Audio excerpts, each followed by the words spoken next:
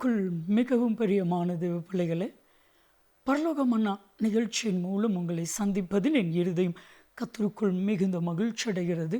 உங்கள் எல்லாரையும் இயேசு கிறிஸ்துவின் இன்ப நாமத்தினாலும் கிராஸ் டிவி ஊழியங்கள் சார்பாக என் அன்பின் வாழ்த்துக்கள். இன்றைய பரலோக மன்னா அதிசயமாய் உன்னை நடத்துவான். என் அன்பு தேவ பிள்ளைகளே, இன்றைக்கு உங்கள் ஒவ்வொருவரையும் பார்த்து கர்த்தர் சொல்லுகிற கர்த்தருடைய வார்த்தை, நான் உன்னை அதிசயமாய் நடத்துவேன். எவ்வளோ பெரிய மகிமையான காரியம்! ஒரு அதிசயமான காரியம் நடக்க போகுது அப்படின்னு முன்கூட்டியே உங்களுக்கு தெரிஞ்சால் எவ்வளோ ஒரு சந்தோஷமாக இருக்கும். நிச்சயமாக சந்தோஷப்படுங்க.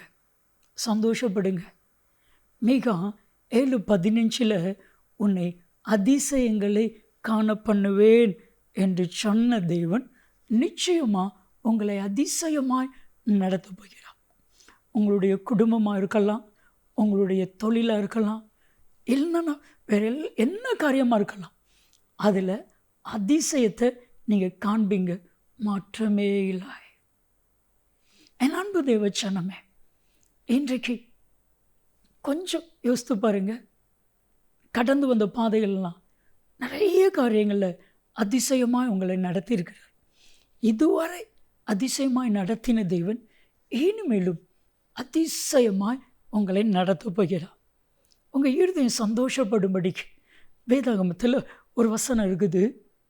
யோவான் 16:24 இதுவரைக்கும் என் நாமத்தினால் ஒன்றும் கேட்கவில்லை, கேளுங்கள், உங்கள் சந்தோஷம் நிறைவாயிருக்கும்படிக்கு நான் உங்களுக்கு அற்புதத்தை செய்வேன்.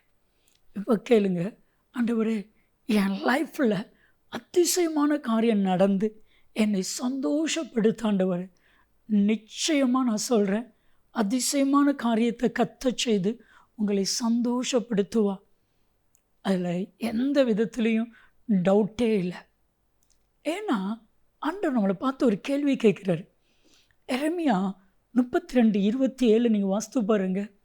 என்னால் செய்யக்கூடாத அதிசயமான காரியம் ஒன்று உண்டோ? இல்லைங்க, இல்லை. ஆண்டவரால் செய்யக்கூடாத அதிசயமான காரியம் ஒன்று இல்லைன்னு சொல்லி எரேமியா 32:17 சொல்லுது.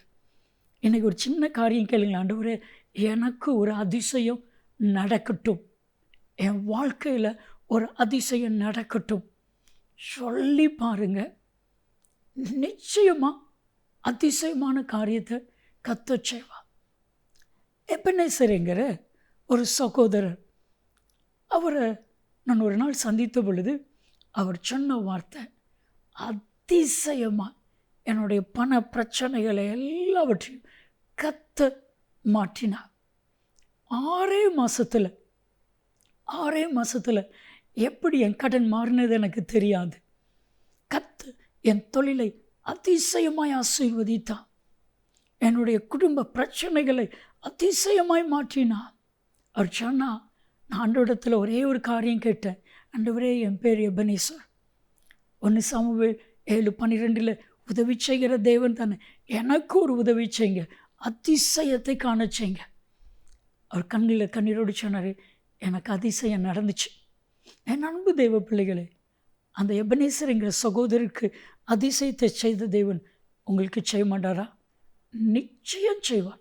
உங்கள் பிள்ளைகளை அதிசயமாய் நடத்த போகிறார். உங்களுடைய குடும்பத்தை அதிசயமாய் நடத்த போகிறார்.